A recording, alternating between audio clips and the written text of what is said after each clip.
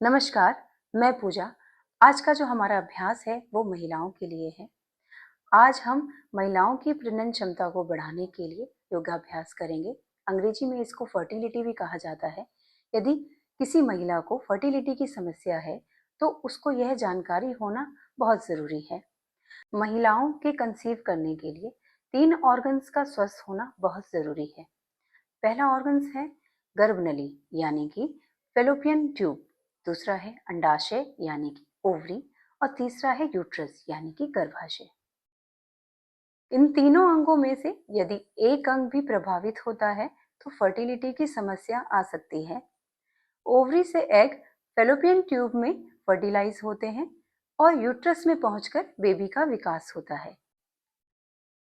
Ovary से जो हर महीने एग निकलते हैं, इस प्रक्रिया को ओवुलेशन कहते हैं। ओवुलेशन यदि आपको अनियमित रूप से हो रहा है या हो ही नहीं रहा है तो भी गर्भ धारण करने की समस्या आ सकती है। इसका मुख्य कारण है पीसीओडी और पीसीओएस, जो कि हार्मोन्स के असंतुलन होने के कारण होता है।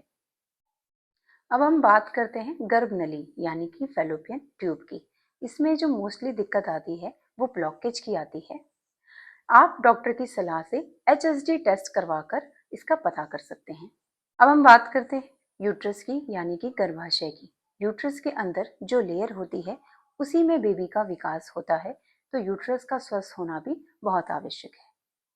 अब बात करते हैं ये दिक्कतें आती क्यों हैं, इसके मुख्य कारण क्या है।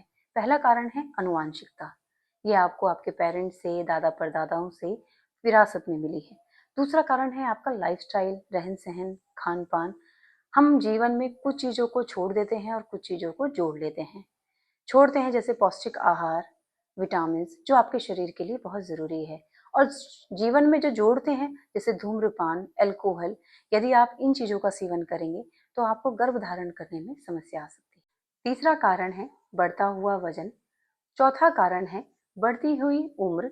30 साल के बाद ओवरी में एग के नंबर और क्वालिटी धीरे धीरे कम होने लग जाती है, परंतु ऐसा नहीं है कि आप 30 साल के बाद माँ नहीं बन सकती हैं। आप माँ बन सकती हैं, परंतु इस समस्याओं का सामना आपको करना पड़ सकता है। अब योग हमें क्यों करना है, योगाभ्यास हमें क्यों करना है, योग की क्या इंपॉर्टेंस है। जो व्यक्ति प्रतिदिन योगाभ्यास करते हैं उनके शरीर में सभी अंगों में रक्त का संचार अच्छा रहता है। और आज जो मैं आपको योगाभ्यास कराने जा रही हूँ उससे आपकी प्रजनन क्षमता बढ़ेगी और फर्टिलिटी की समस्या भी दूर होगी। जब आप रोजाना योगाभ्यास करेंगे तो ओवुलेशन यानी कि ओवरी से एग रिलीज होंगे, आपके पीरियड्स नॉर्मल आएंगे और फेलोपियन ट्यूब भी हेल्दी रहेगी। तनाव या स्ट्रेस लेने से कंसीव करने में दिक्कतें आती हैं।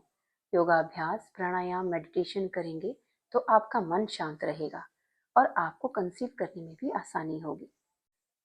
योगाभ्यास करने से आपका मोटापा नहीं बढ़ता है, यूट्रस की हेल्थ अच्छी रहती है, मिसकैरेज होने की संभावना कम हो जाती है। चलिए अब मेरे साथ शुरू करें योगाभ्यास। सबसे पहले हम सुखासन में आएंगे, सुखासन में बैठ जाएंगे। अब यहीं से हम करेंगे बद्ध कोणासन। दोनों पैरों के घुटनों को बाहर की तरफ फैलाएंगे, एड़ियों को, दोनों पैर की एड़ियों को आपस में मिला लेंगे, दोनों हाथों को इस तरह से इंटरलॉक करेंगे और पैर के नीचे रखेंगे और कोशिश करेंगे दोनों पैरों की एड़ियां आपके पेट की तरफ नजदीक आ सके, जितना नजदीक आएगी, और दोनों घुटनों को जमीन पे लगाने का प्रयास करेंगे इससे, और कमर को आप बिल्कुल सीधा रखेंगे। इससे आपके इस वाले हिस्से में खिंचाव महसूस होगा, उसको महसूस करें और आंखों को बंद करें, श्वास भरें और श्वास को बाहर छोड़ें। चलिए अब हम करेंगे तितली आसन।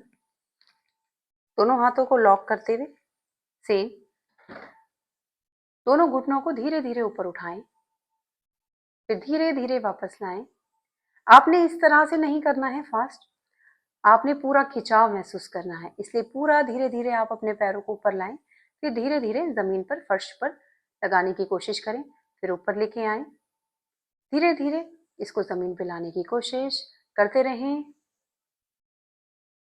आपने इसका अभ्यास 50 से 60 बार प्रतिदिन करना है। अब हम करते हैं अपना अगला अभ्यास, माजरी आसन। चलिए दोनों हाथों को खोलेंगे, आ जाएंगे अपने कैट पोज भी कहते हैं इसको, और माजरी आसन भी। दोनों हाथ बिल्कुल सीधे रहेंगे। सांस भरते हुए हम सिर को ऊपर लेके जाएंगे और कमर को अंदर करेंगे। श्वास को बाहर छोड़ते हुए सिर को पूरा नीचे लाएं। ठुड्डी को आप चेस्ट से लगाने की कोशिश करें। चलिए, श्वास भरते हुए वापस ऊपर, श्वास को बाहर छोड़ते हुए वापस लाएं। ठुड्डी को चेस्ट से लगाने की कोशिश। श्वास भरें, श्वास को बाहर छोड़ें, श्वास भरें, श्वास को बाहर छोड़ें, श्वास भरें और इस स्थिति में कुछ सेकंड रुके रहें। श्वास को बाहर छोड़ें, कुछ सेकंड रुके रहें। इसका अभ्यास आपने 10 बार करना है प्रतिदिन। चलिए, बढ़ते हैं अपने अगले अभ्यास की ओर। अब हम करेंगे सेतु बंद आसन। चलिए, हम जमीन पे सीधा लेट जाएंगे।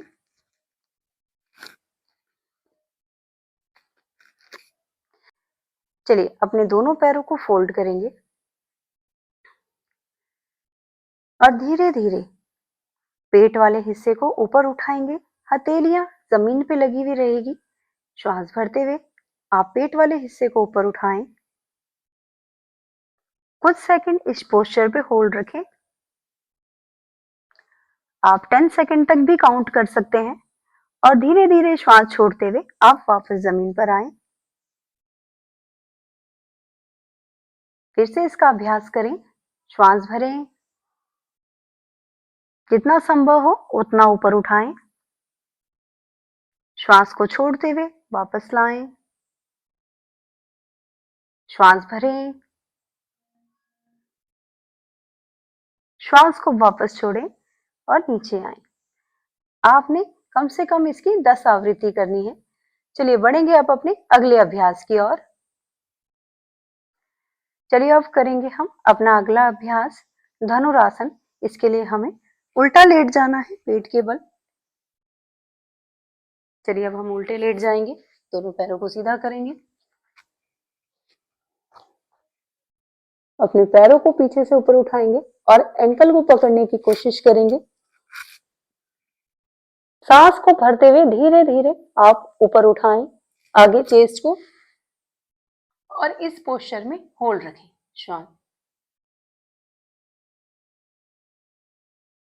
श्वास को छोड़ते हुए वापस आए। फिर से करेंगे इसका अभ्यास। श्वास भरें और आप 20 सेकंड तक काउंट करते रहें और पोस्चर को होल्ड करिएगा और फिर उसके बाद श्वास छोड़ते हुए हम वापस आएंगे। आप धनुरासन का कम से कम 10 आवृत्ति करेंगे प्रतिदिन। चलिए, बढ़ेंगे अपने अगले अभ्यास की ओर, चक्की चालन अभ्यास। इसके लिए आप बैठे, दोनों पैरों को खोल दें, दोनों हाथों को लॉक करेंगे और श्वास भरते हुए राइट वाले पैर से लेफ्ट पैर की ओर आएंगे और हाथों को पूरा पीछे की ओर लाएं और फिर दोबारा इसी को चक्की की तरह चलाएंगे। चलिए, श्वास भरते रहें और श्वास को छोड़ते हुए वापस। हम इसकी एक साइड से पूरा 10 चक्र चलाएंगे और फिर इसी को विपरीत दिशा में भी दोहराएंगे। इस तरह से पूरा ले जाएं, जितना संभव हो आगे जाएं और जितना संभव हो सके उतना पीछे आएं। करते रहें। हर अभ्यास की कम से कम आप 10 आवृत्ति प्रतिदिन करिएगा। चलिए, अब करेंगे हम अपना अगला अभ्यास। अगला अभ्यास है हमारा भू नमन आसन।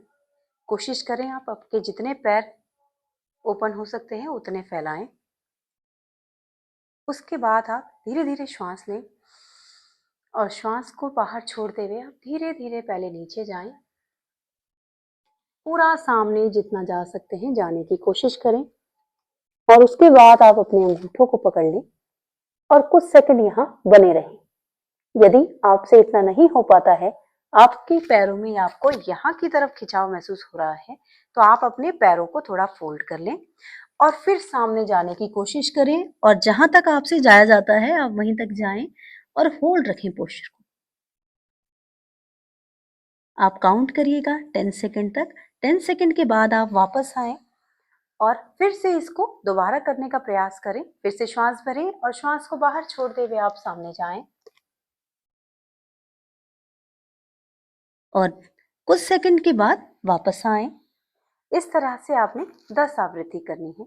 चलिए अब हम करेंगे मलासन। अब हम बैठ जाएंगे मलासन में। दोनों पैरों में आप थोड़ा सा डिस्टेंस दीजिए।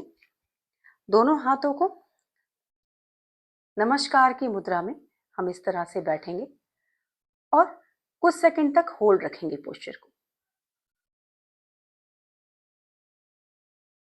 इसी तरह से आपने 10 आवृत्ति करनी है। आप बैठें। यदि आपके पैर थक जाते हैं, आपसे बैठा नहीं जाता है, आप एक बार फिर खड़े उठें और उसके बाद दोबारा बैठें।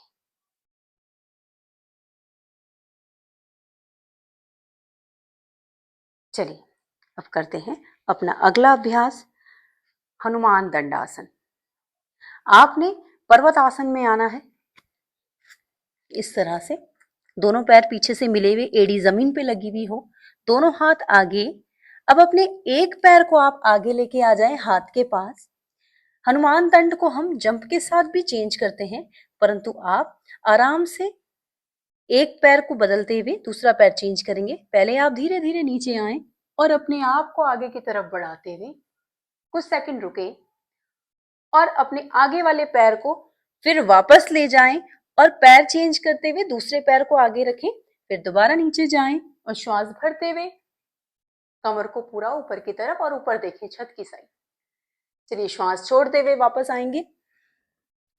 श्वास भरते हुए फिर से जाएंगे नीचे और फिर अपनी कमर को उठाते हुए ऊपर की ओर देखेंगे और श्वास छोड़ते हुए वापस आएंगे। इसी तरह से हमने इस अभ्यास को करना है। मैंने पहले भी बताया था, हर अभ्यास की आपको 10-10 आवृत्ति करनी है और हर पोस्चर में कुछ सेकंड आपने होल्ड रखना है।